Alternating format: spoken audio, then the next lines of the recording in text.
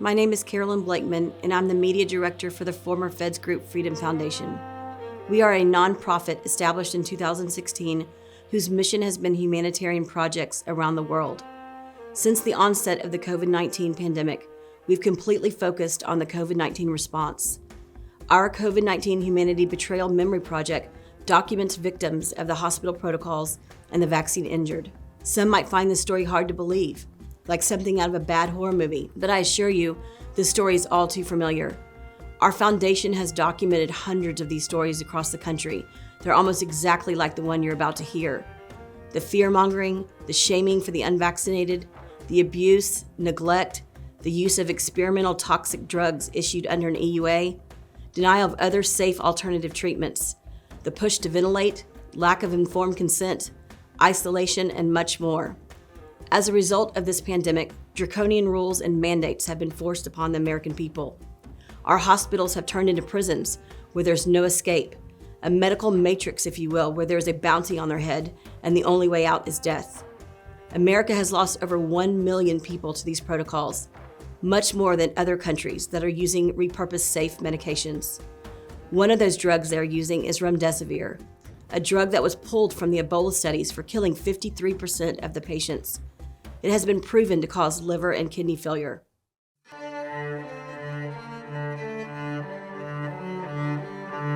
My guest today is Gail Seiler.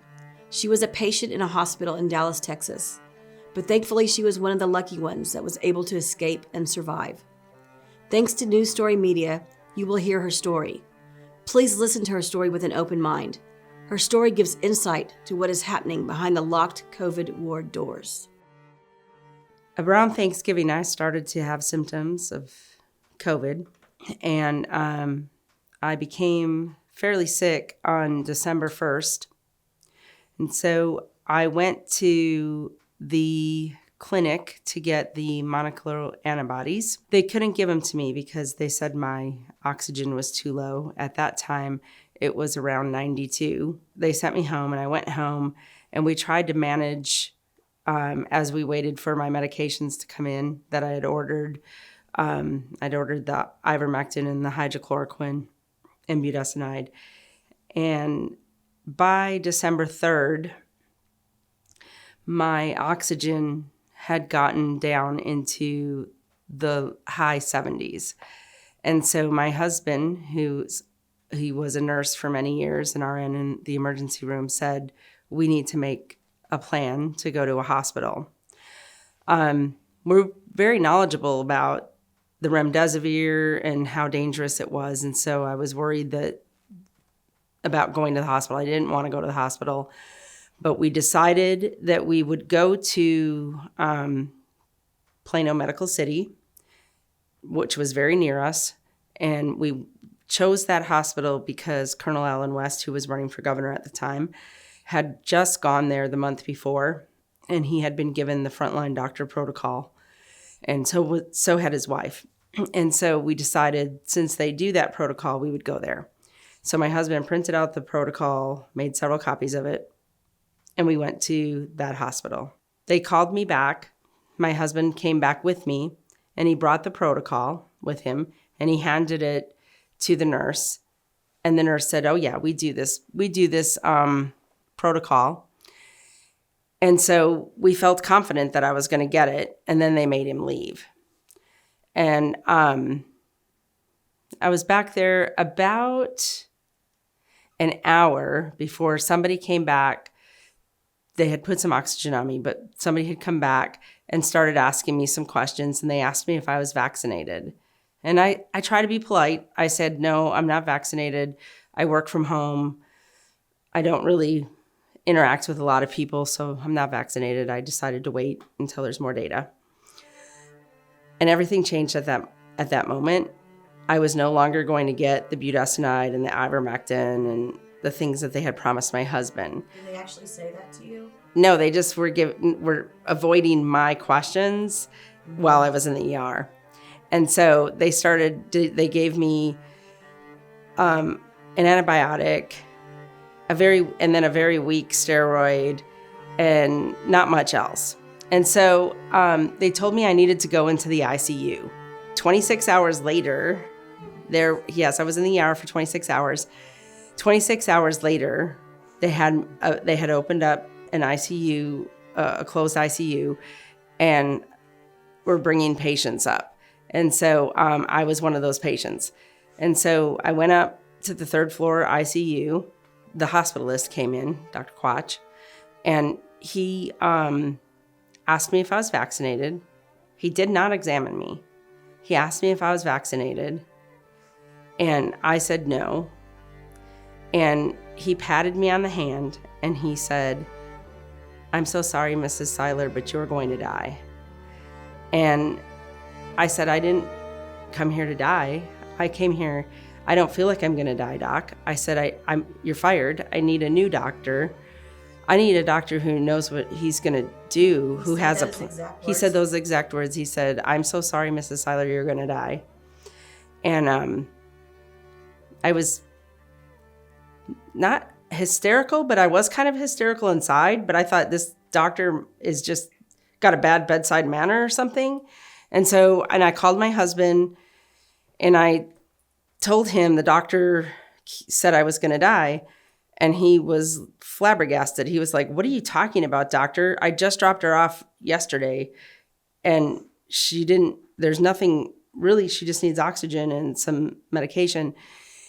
And the doctor told me and my husband that the only option for me was remdesivir and a ventilator. And even then I would probably die. But you weren't far along in the illness to need a ventilator. No, I wasn't. I wasn't at all. And I said, "Since you gave me a terminal diagnosis, President Trump signed the Right to Try Act. I would like the right to try ivermectin and budesonide. And I need my priest. If I'm going to die, I need my priest to come in, because I need my sacraments. I need extreme unction. I need all of the things that I need as a Catholic." And so he said no. He said no to all of it. I said, "I want to try ivermectin. It won't hurt me. Budesonide won't hurt me." And the nurse standing behind him said, "We have to follow the science. We have a protocol, and we can't do that. And it doesn't work." And my husband said, "Will it hurt her? Will it harm her?" The doctor said, "No, it won't harm her, but it won't work." And so my husband asked the doctor and the nurse what the risks were in giving me remdesivir. And they said there could be some kidney issues, some liver issues, and heart, lung. They would have to continually test for that.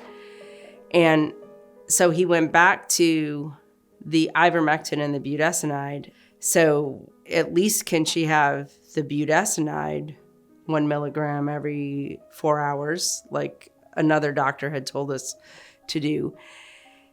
And he said no. He said it won't work. And my husband once again said, he said, "I don't care about your opinion of whether it will work. It won't hurt her. And you said she's going to die. We need to try it." And he still said no. And so my husband asked for a infectious disease consult and a pulmonologist to be brought on. But they said that you could have the protocol when you first got there. Yes, they did. My daughter had come with him and brought me pictures of my grandkids. And she asked them many times for high doses of vitamin C. And they told her there was a national shortage of vitamin C, and they were saving it for the most critical patients. My daughter said, "But you told my mom she's going to die. That's about as critical as it gets." I was afraid, especially being denied my priest. And so my husband kept pushing for the priest to be allowed to come in. Not just any priest, but my priest. And so my husband kept fighting for that. And Dr. Quach said, if I agreed to the remdesivir, I could have my priest come in. And so like blackmail. Yes, it was. And so I felt like we felt like it was a fight for my soul. And so we said, okay, we'll take the remdesivir. My husband called the priest. So that night they did give me 1 round of remdesivir. And I will tell you, it felt like poison to my heart. That's what it felt like. I could feel it. It felt like prickly and, like fiberglass inside. But my heart, I had chest pains the whole night. And I just prayed that it wouldn't be long lasting and it wouldn't affect me. Well, Dr. Quach came in and said I wasn't any better. They took x-rays in the morning. He said, no improvement. And every day I would say, you're fired. I need a doctor. And he kept coming back. I fired him for 13 days, but he kept coming back. I said, you're fired. I fired you yesterday. I'm firing you again today. I need a doctor that knows what he's doing. And he said, I tried ivermectin and all that stuff all last year and all my patients died. And I said, it's you. You're the, you know what I mean? You don't know what you're doing. I need a doctor I need one of those doctors that have a 99% success rate in saving patients. That's the kind of doctor I need. He said I wasn't getting any better. Then my husband told me the priest was there. My priest came in. He gave me extreme unction. He prayed. He gave me all my sacraments. He gave me the Eucharist. And I knew I was going to get better once he did that, but I knew. And then he left, and I told the doctor and the nurse, I don't want remdesivir. And they literally wrote it in my chart. Patient agreed for the priest to come in so that the priest could come in. I let Dr. Quach, I allowed the priest to come in to do the blessing, and then they denied remdesivir. They would not allow me to have water or any nutrition. So what was the reasoning for that? They said I would aspirate. However, they would bring in a cup of water with Miralax in it and tell me to drink it. And I wouldn't. I said, you won't give me water, or that's going to dehydrate me if I drink that. If I don't have nutrition and I don't have water, if I can drink a glass of water with Miralax in it, I can drink a glass of water with water in it. Right. Because that doesn't make sense. On the 7th day, I knocked it over accidentally on purpose. And the patient care tech, sweet little girl, came in, and her name was Justice, which was just so sweet. She came in and she said, you knocked over your water, Miss Gail. Can I get you some fresh water? And I was like, yes, and some ice chips, please. And she did. And she was like, she brought it in. And a nurse came in like a couple hours later and was like, oh my gosh, you're nothing by mouth. And I said, I don't know who told you that. She was like, and then she was like, I didn't realize you could drink. She said, I'm going to go get you an Ensure.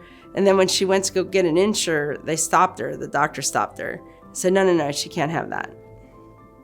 She can't have nutrition. Did you have any reasoning for that? No, they did let me continue to have water and ice chips, though. I felt like they were I knew they were trying to kill me. And I knew they were trying to kill me probably about day 4 or 5, for sure. Because they kept pushing the vent. And they kept trying to push my husband. And my husband being a nurse, nothing made sense. So he said, I have to see her. When she takes off her mask, her voice is strong. And that tells me she doesn't need a vent. Her voice is strong. And they said, her lungs are shot. She may even need a lung transplant. And they're not getting any better.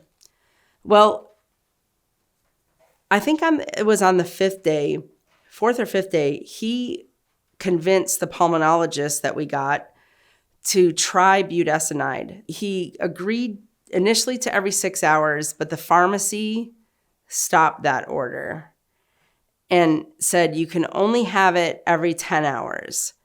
And back and forth, they finally agreed to 8 hours. I didn't know the pharmacy could tell the doctor. We didn't either. Apparently the pharmacy can do a lot of things. The pharmacist can do a lot of things that, they pushed back on a lot of stuff. I got 2 budesonide treatments. And the next day, Dr. Quach came in and he said, "Oh, I've never seen this before. You're doing better. You're starting to improve." And I thought, a ray of hope. Right. I said, imagine what would happen if you gave me at least the budesonide. Forget the ivermectin. If you gave me the budesonide every 4 hours, like this other doctor we consulted wanted, imagine how much better I would get. I would continue to improve. And he said no. And then they would skip budesonide treatments, and they weren't getting, and I had to pay attention to the time, and I would call and I would say, I need my budesonide. And they would sometimes replace it with albuterol, which isn't the same thing. It's not an inhaled steroid. And so I felt like, okay, they're intentionally trying to make me worse. And with the budesonide treatments I had gotten, a nurse had noticed my oxygen levels were better. And so he took me off of the BiPAP, which was way too much oxygen. I found out later they do over-oxygenate you to try to blow your lungs out, so you end up on a vent. Right. And so he said, "Oh, your oxygen's better. Maybe we should downgrade you to the rebreather mask." So I had the nasal cannula and the rebreather mask on. And once I had that rebreather mask, every time Dr. Quach tried to put me back on the BiPAP, I would say, no, I'm good. My oxygen's 95. It's good. It's fine. I feel okay. I'm listening to my body. I'm good. It was a battle. Right. They would come in and want to give me pain medication. And I would say, I don't have pain. I don't have pain. And so it was really just, it was a battle to get every little thing. And he never gave you a reason why he was denying you these No. treatments that were working? No, it was just protocol. Our protocol is remdesivir and vent. And he kept pushing the vent. And then he said to my husband and me, he said, let's try ECMO, where they take the blood out. I mean, they bypass your heart, basically. They use it for bypass surgery. And my husband said that. He said, are you going to do bypass surgery on her? Because that's the only reason. ECMO doesn't even make sense. And he was like, let's try ECMO. And I said, no, let's try something that's not invasive. Let's try ivermectin and budesonide. Let's try some things that aren't drastic first. And if those don't work, we could talk about some majorly drastic and invasive things that you want to do. But it's not going to be a vent. And so that didn't, my husband was even more convinced that things were not well. The next day, Dr. Quach said to my husband, he said, what do you want me to do when she codes? And I said, I don't feel like I'm going to code, doc. That creeps me out. And again, you're fired. And I fired him every day. And keep in mind, no doctor has laid a hand on me. No doctor to this point has touched me. So much has touched me. Everything was done from the end of the bed, standing there with their hands in their pockets. So, and I kept telling my husband this. I'm like, they don't know. They didn't examine me at all. And so I said, I don't feel like I'm going to code. I really don't feel like I'm going to code. My heart rate's even good. Like it's never gone up or down. He said, well, we have to vent her if we resuscitate her. And he said, no, you don't. You can bag her. You can, bag her for a while and call me and I'll tell you what to do next. Because we didn't want to give them this blanket, if this happens, then you can vent, because then that will happen, right? So that was a clue for us that things were getting desperate. The pulmonologist would come into the room, and he started doing this thing where he'd stand at the end of the bed, and he said to me, administration wants their bed back. Oh my gosh. And I said, so are you moving me to a different room? And he said, not today. And he walked out. And my husband would ask about nutrition, and they would say, no, just in case we have to vent her. And I mean, they were leading me. And I asked for PT as well because my legs were turning gray and I'd been in this bed and they wouldn't let me get up. They wouldn't let me sit up. They wouldn't let me do any of that. I had a night nurse that terrified me. This was about day 9 or 10. She came on and she was very nasty about unvaccinated people. You deserve this, you're unvaccinated. And they were giving me these shots in the stomach, but they were giving me the Lovanec shots. And she, instead of, pinching the skin, and she would come like really high up and she was just jab it in my stomach just because I was unvaccinated. The second night she was on, my oxygen thing started to come apart. I could hear it whistling. And so I reached over and I grabbed it and I couldn't put it back together. So I couldn't get oxygen. And I put on the light and a lot of time was going by. And so I was like, help, I need help. I need help really fast. And I was getting worried. And then she came in and she hit me. And she said, I can't just come in here when you need something because you have COVID and you're unvaccinated. My daughter called every politician I ever helped get elected. She called everybody she could. I mean, even Colonel Allen West himself called up to the hospital and said, you gave me the frontline doctor protocol. Really? You're discriminating against her. And they didn't care. They didn't care about the House bill that says you can't leave a patient alone, that a patient can have a family member up. They didn't care about the Senate bill that said a patient can have a religious counselor. Apparently, in the House bill, there's a clause that allows the doctor to write an order to preclude a patient from having visitors. So, and he can re-up that order every 5 days. Upon examination of the patient, he never examined me, but he still wrote the order. And so, on the 14th, my husband came up and he called me and he said, honey, tell them you want, the security stopped him. He came with the bill and he said, tell them you want me up there. And I said, I want you up here. I want you up here. And he said, they're not going to let me up. And he said, but I'm out here. Don't worry. I'm going to call 911. I'm going to call the police. I'm going to call the sheriff to come help us. And he called 911 to get the sheriff out. They did send the police. So he asked the police officer, he said, would you go up and do a welfare check for my wife? And the police officer said, she's in a hospital. She's fine. Nothing can go wrong in the hospital. And he said, no, I need you to do a welfare check. And so the police officer put on the garb. He did allow the floor nurse, William, to be in the room, which I didn't particularly care for. But he stood at the door and he said, your husband wants me to do a welfare check. What do you want me to tell him?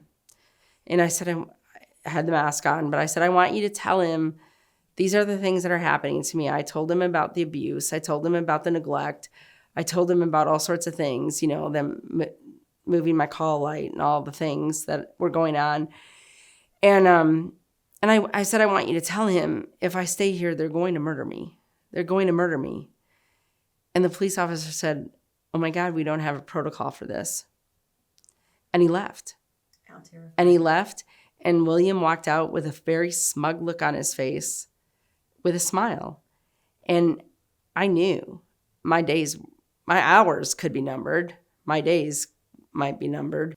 And inside I was scared, but I also felt numb.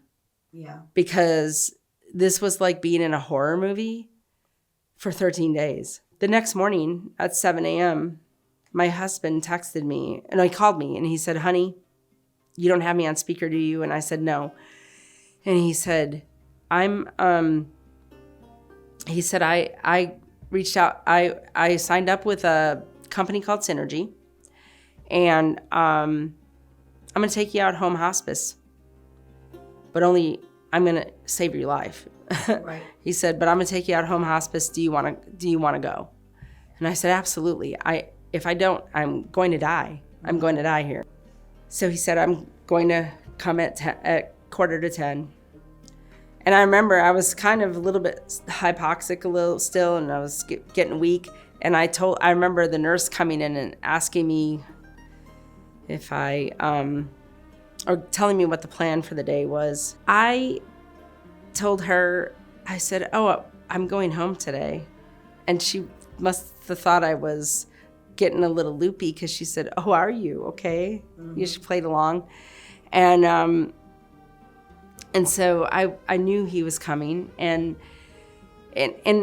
here was something very interesting. You know, the doors had always been locked to the ICU. My husband could never get in. And the door to my room even. And so I would get an x-ray every morning. They would bring in their machine. And that morning, the x-ray guy poked his x-ray machine in and said, oh, you're not on the list today. And as he pulled his machine out, the door caught, and it was half open. It caught half open.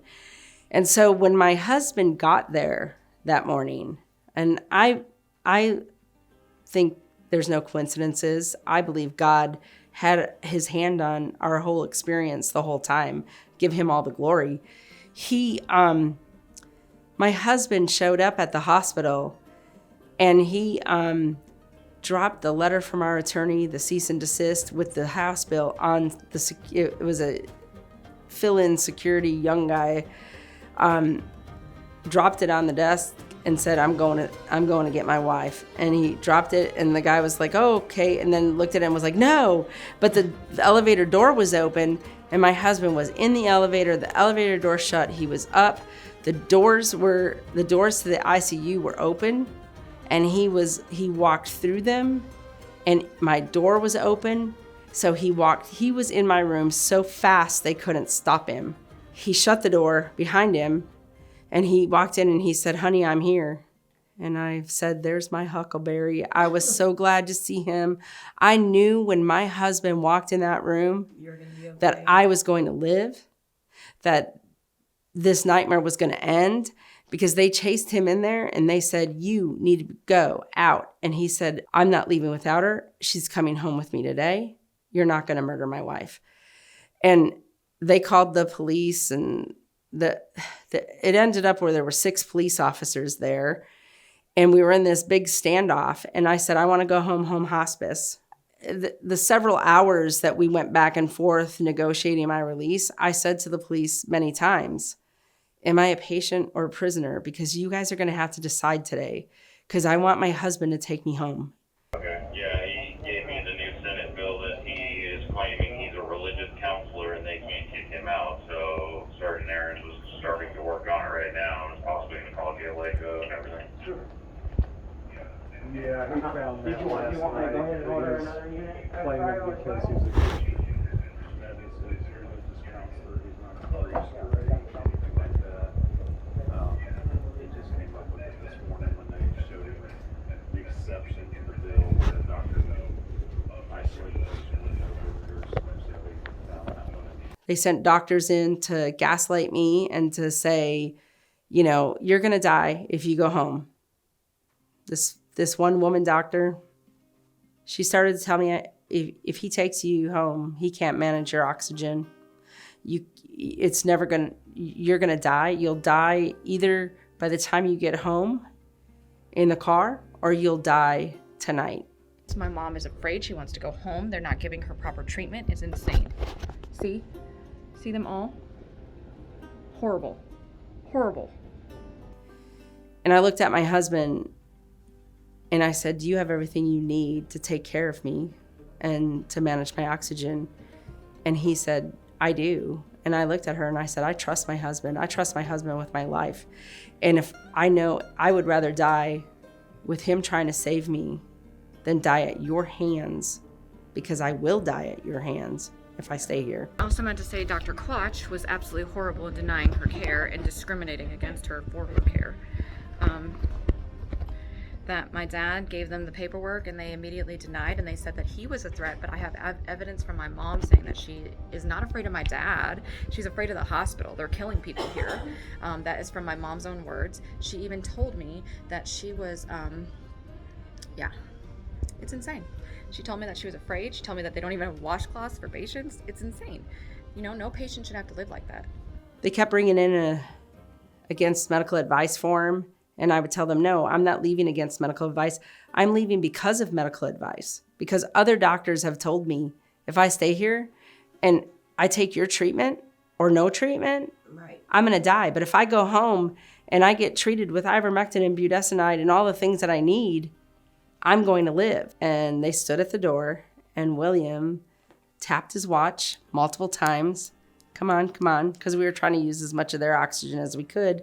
My husband brought a little bottle. And so I didn't expect myself to be as weak as I was. And so my legs didn't work when he went to stand me up. And he got me in the wheelchair and hooked up a small bottle of oxygen. And William said, I'm going to lead you out a shortcut. Now, mind you, my room was right over the ER. It would have been as quick as my husband got in, it would have been quick down the elevator and out, but it would have gone past people. And so they took him down this windy back hallway, and they took him to the elevators where they take corpses down to the morgue. And they took him out the door where they had my daughter with the getaway car. They took him out where the funeral homes pick up dead bodies. And it wasted a lot of my oxygen as well. So good thing we were only 2 minutes from the hospital. My husband sped home. And do you think that was intentional? I do. Absolutely, it was intentional. It was absolutely intentional. It was much longer. It took us a much longer way. It sent a message. Yeah, it sent a message. I told you she was going to die tonight. This is what it looks like. And as he was wheeling me out, William said to him, she'll be dead by tonight. And my husband said, you better hope she does, because if she lives, and I'm going to make sure she lives, she's coming after you guys. Stood around with their hands in their pockets. They wanted it to be rushed. Right. And what did my mom just say? She said, this is the first time you feel like what? Like I'm not going to die or be killed. Oh, yeah. So you're good on the oxygen you have right now? Yes. Okay. For the record, I just wanted to say we made it to the house and the oxygen is good. She's got more in here, and I'm documenting everything. My husband had literally turned our house into a MASH unit. I mean, with oxygen and all the things that he needed. And we realized that they had me so highly oxygenated that even with 2 oxygen concentrators and bottles of oxygen, he had to rig a bunch of things just to get me, as much oxygen as possible. I was going through one of the bigger bottles of oxygen an hour, and we only had 9. And so my daughter, she put a call out to Patriot-owned businesses on everything we ever needed. She would put it out there, and Patriots would answer the call. It was like amazing. And so she put a call out, and when she left with her friend to go get some supplies, I told my husband, he's like, we got to think about if you're going to have to go back to the hospital if we can't get enough oxygen going, because you're going through it too fast. And I saw the look on her face. I said, she's coming back with oxygen. By God, she's coming back with oxygen. There's a respiratory company in Garland that opened up after hours, a Patriot-owned respiratory company called Joshua's. They opened up after hours twice, and they made sure that I had enough oxygen for 48 hours so that my husband could titrate me down to just using the concentrators. And the ironic thing is, they opened this respiratory company because their son could never get enough oxygen in time, and he died. The oxygen concentrator that somebody gave us was because they got it for their parents, but they got it too late and they died. Like everything that came to me was amazing. Not your time.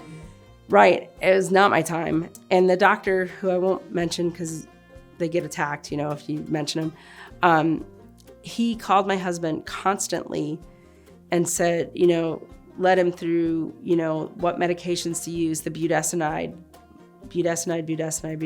which saved my life. And I started to improve. Right away. He had me doing 1 milligram every 2 hours. And then by the second day, he was like, now you got to get up. And I was like, oh my gosh, my legs don't work. So I had a walker and I would just stand. But he told me, you're fighting for your life. You need to get up. So I got up. We had a doctor come and give me vitamins intravenously. We had, so it was the ivermectin, the budesonide, all the medications that they denied me. Mm-hmm. And I started to improve and improve and improve. There's nothing wrong with my lungs today. My lungs were never shot. I can swim 100 laps in my pool. I can do 45 minutes on an elliptical. If my lungs were shot and I was going to need a lung transplant, that would not be the case. And to this day, 7 months later, I'm still fighting to get all of my medical records. Everything from the start to the finish. My mom or my daughter would call me and say, Mom, they have you listed as a DNR, a do not resuscitate. And my husband would tell them, she's not a do not resuscitate. She's not a DNR. I would tell them, hey guys, I'm not a DNR. This was the scariest part. I would say, I'm not a DNR. And the doctor would say, yes, you are. Yes, you are. Yeah. I never signed a DNR. I want to know who made me a DNR. Every day I would say I was not a DNR. And they insisted that I was a DNR. Absolutely terrifying. They had no intention. They intended for me to eventually succumb to all of that oxygen that they had me on, which was way too much. They expected me to just get worse and worse with it because I didn't have the proper treatment. Mm-hmm. They expected me to wane away because I didn't have nutrition and I didn't have, water eventually I got after 7 days. But they expected me to get weaker and weaker, and I was getting weaker and weaker. Mentally and physically. Mentally and physically. But I stayed in constant prayer. If I had known then what I know now, that you could do all of this at home, I'd make sure I was damn ready, because you need to be able to manage these things. And it was easier than I thought, with the concentrator and the medications. So that's the first thing. I test my doctor, right? I have doctors I can go to, because I won't go to a doctor that doesn't believe this is happening, because this is happening. Yes. It's a hospital holocaust. That's the only way I can describe it. It's scary. It's intentional. They know what they're doing. They do know what they're doing. And so being prepared is one thing. And then the other thing is, I decided to become the Texas chair for former feds Freedom Foundation, and mostly because of the Citizen Task Force and the COVID-19 Humanity Betrayal Project. Because I thought when I got out, nobody's going to believe this crazy hospital experience I had. But then I found out it's happening everywhere. And most of the time, people don't survive. Right. You hear it from the outside in, rarely from the inside out. I can't whistle past the hospitals anymore. I have to tell my story of what happened, because there's so many people who are losing loved ones, and they suspect it's going on in the hospital, but they don't know. And now I can say, these are the things that everything you suspected is true. So now my mission is to expose it. It is to make sure we have sound legislation. It has to be solid legislation. There should be no reason that patient rights are suspended. There should be no reason that families can't be in there. There should be no reason that patients are isolated, denied sacraments, denied family and loved ones, because human touch helps you get better. Let's listen to the doctors that have success stories and not the ones that are losing half their patients.